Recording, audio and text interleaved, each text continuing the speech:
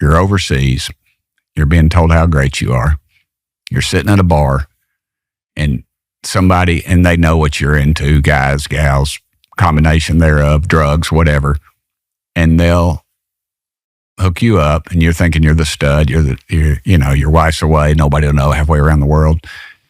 You end up sleeping with somebody, and then, you're out.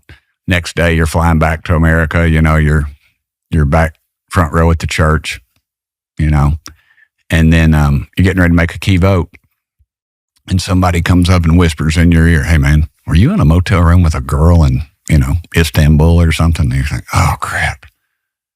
He goes, "Man, we don't want that out." And he goes, No, we don't. We're not going to put that out. He says, "If you can help us on this little bill, though, Now, that's the way they used to do it. And I'm not so certain they don't do that now. And it's funny, when I did that show with Benny, I caught hell. So you said that. I said that. And members said, "Oh, you can't be saying that stuff, Burchett." Why? Truth hurts, I guess, for some people and other people. Have you ever, by the way, just parenthetically, ever been attacked for saying something false, or only true things? Only true things. Yeah. Only true things. So it's funny, the next week, Tucker, there was this huge, and I said, it always gets covered up, and everything gets covered up, and then somebody owns you. That's compromise. That'll be the title of my book if I ever write a book, Tim Burchett's Compromised Washington, because that's what happens, or it has happened in the past. The very next week, a Chinese prostitution ring was busted in where? Washington, D.C. And and it was listed in the paper. Who is their client list?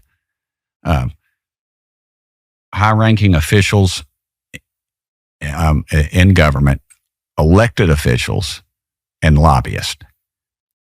Now, to me, that's all kinds of red flags going up all over the place. Well, and then the next week, the story disappeared. Yeah. Of course it did. But I think what they do now mostly is they have jobs. If you look at these guys and gals, and they have a wife and or girlfriend that'll work in one of these industries. I mean, $100,000 to a multi-billion-dollar corporation is nothing. I mean, it's an extra supply of paper clips or something.